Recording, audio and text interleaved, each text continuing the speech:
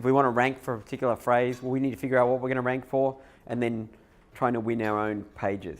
The good thing is a lot of us are just trying to win one geographical circle. So if we can figure out, if we've got 2 or 3 services and we've got, say, for example, 6 or 8 suburbs that we rank for, what we want to rank for, then we've just got to put suburb name with that service and then try and make the best page on the internet about that. Suburb name and that service and the best page on the internet about that.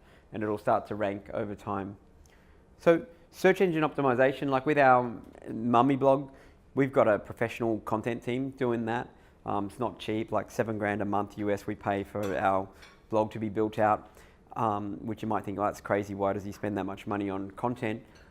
And we know that like we're only in month 3 or something of that particular engagement. We're not really going to make much, initially, but what we're doing is building that long-term, like that media property so that it's got hundreds of thousands of visitors a month, that kind of stuff. So content marketing here, it's like a long-term relationship, and pay-per-click is like a one-night stand. That's from my marketing coach, Perry Belcher.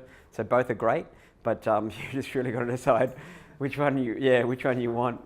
So this is kind of like, so everyone's sort of chuckling and deciding for themselves which just seems to appeal to them more likely. And the way human society works, those who are in a relationship are probably thinking that the one-night stand sounds like a good option, and those who are single are probably thinking that the relationship is a great option. So that's just human nature. So pay-per-click, so buying traffic, it can be a spike and hopefully you can maintain it long term, but the organic stuff, it'll just build up over time if you do a good job on it. So that's why the pay-per-click is instant gratification and the organic stuff is slow and it's not really that sexy, but over time it's worth just plugging away at, even if it's an article a week or an article a fortnight, and figure out what we want to rank for and then create pages on those things. This is the way I look at it, and this is what we're doing with our mummy blog. Basically this phrase, how can I be the most helpful to my market? So what is it that they really, really want, and then how can I be the most helpful to my market? So for example, in our case, we've created a week by week of what's happening in the first trimester and second trimester and third trimester and that kind of stuff. And then once we got up to the week 40, we then got like what's happening with your baby, month 1, month 2, month 3, that kind of stuff. So those kinds of resources. So giving away some of your best stuff, moving the free line. And we need to give them exactly what they're looking for, because Google has a job actually where they need to match up what people are looking for with high quality content. And what they actually do is, if you search for a phrase, they're looking for what is the very best blog article or what is the very best page on that individual phrase, and then what's the second best, and then what's the third best. So that's what you've got to try and do. And the phrase you go to rank for matters. And so here's an example from my coach, Perry Belcher, marketing coach Perry Belcher. So he was doing switchblade laws, like that, but it only had 260 searches a month. But if you went the other thing, are switchblades legal? So that was 590 searches a month. So it was double the amount of searches, but it was the same thing sort of thing, but just figuring out exactly which one to try and go for. So he's effectively done an article about the same thing, but there he's gone for are switchblades legal? And then he's written a comprehensive, or his team has written a comprehensive thing about, on a state-by-state basis in America, are switchblades legal? This is the same guy that was shipping out those, credit card knives, free plus shipping credit card knives. Anyone want to have a guess how many of those they were doing a day? Wild guess? Like 8,000, 9,000 a day. So he was saying to his mum, "Hey mum, I'm putting more knives onto the street than any man in America," and she was like, not really that proud of him. Wasn't a high point in their relationship, he said. But they were acquiring 8,000 or 9,000 customers a day. But Google ended up not liking it, and Facebook doesn't like it. And there's some airports where his knife, the little credit card knife, there's photos of it at TSA, where you can't take this through, because people are just having it in their wallet and then just going to walk through whatever, and that kind of stuff. So check out the blog survivallife.com. That's where I've been learning a lot of this. So Perry Belcher, who was my marketing coach that taught me this content side, that's his blog, survivallife.com. And it's really a best practice. I don't personally like the subject matter that they're writing about and that kind of stuff, but just don't worry about that. Look at what they're doing. Survival Life, yes. 2 L's, yep, .com. So that's an example of a best practice blog. And there's this tool here called Answer the Public. I think that's what it is, answerthepublic.com. And what you can do is you can type in anything that you want there, and it's not like a normal search engine. Basically what it shows you is, and we've sort of looked at this a little bit before, what are all the questions that people are asking in your marketplace? So this was that border collie example, like, do border collies get fleas? Where to buy a border collie? You know, everything that people are asking about it. If you figured out what your subject matter is and what's your main 1 or 2, 3 keywords, and then you wrote articles, and like, it might take you a while. Say you started just biting off 1 a week, you know, that kind of thing. But over time, most people aren't willing to do that. So it comes down to that: are you willing to do what other people aren't willing to do to get results that other people want but they're not willing to get? You know what I mean? That kind of thing. So the other thing about this is, and I learned this phrase, it builds a moat around your business. Okay, so think about it. If you had a castle and your castle didn't have a big wall and your castle didn't have a moat, you know, like, you could effectively, someone else can take over your realm, you know what I mean? But if you've got a big wall and you've got a moat around it, you've made it so hard for anyone to compete. They just look at it and go, how could you ever compete with these guys or girls?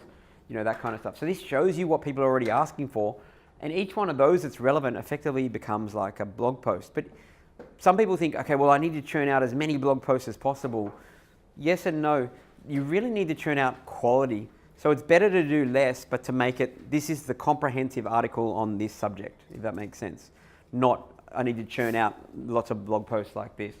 If you have a look at that survivallife.com, yeah, you'll see exactly what I mean. And then they put the questions out. That also gives you indications as to what to write posts about, what to put content out about. Between this Google also has a tool called Google Keyword Planner. So if you go to Google and you type in Google space keyword space planner, that's Google's free tool of what people are searching for, you know, and it'll show you exactly how to get the keyword terms that people are searching for. Google space keyword space planner. Yeah, I won't write them down. You might not be able to read my writing anyway. So yeah, so that gives you a couple ways to figure out what to do. And then, just like what we spoke about with a page, a blog post is only about one thing. So if you see this example here, what's this? So this is on my blog. You can check it out if you want, mommabe.com, so mommabe.com. So what is this article about? What keywords are we ranking for, or trying to rank for?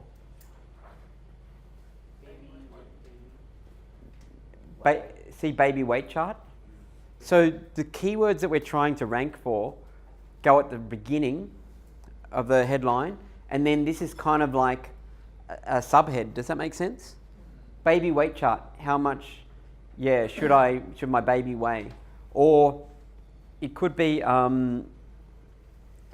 say we wanted to rank for the clean and jerk. So it could be like the clean and jerk dash everything you need to know. And then this is the definitive article on the clean and jerk, and it's got videos in it. You can just grab videos from YouTube and embed them in, do you know what I mean? And that kind of stuff. You're allowed to do that. You just got to reference, you just put like credit and whoever it is, you know what I mean? That kind of thing. You can grab images and stuff as well and paste them in. If you have a look at my blog, which is the Mama, I'll write that down. Yeah, so like the mommabe.com.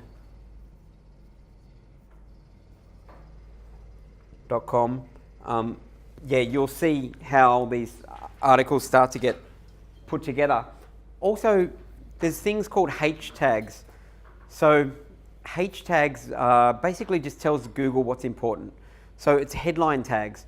So your main headline goes in a thing called a H1. So do you guys know what this means or not really? So, when you put it in WordPress, that's what it comes up as when you do the yeah, headline. agreed, like that. So H1's telling it this is our big major headline. So instead of like define it, you write a thing of text and then you can say format it as a paragraph. Here you're saying format it as the biggest headline. And then if we've got other headlines down below, they might be H2s, you know, that kind of thing. Because then Google can quickly look at it and say, just looking at these H tags, this is the main headline, subheadline. They get what it's about really, really quickly, and they get what to rank you for. And then, yeah, so this would be like a H2 because it's a subhead. And if you've got multiple sections in it, often you'll see like this section in this article, number 1, get comfortable. If they click on that, that anchors, which means it hyperlinks down to the get comfortable section. Number 2, position for the baby or position the baby. Boom, it goes down to that section. Does that make sense? So blog article, so if we recap, so it's just about one thing. So what are we ranking for? We're building the comprehensive one on it. We're pulling in as many media as possible. Because remember how Google gave away the analytics, so the spyware tool basically. So they know whether people are going to go to your page. They know whether people are staying on it. They know whether people scroll. They know whether people watch the video. So they know whether it's quality or not. So that's basically how you would get stuff to rank.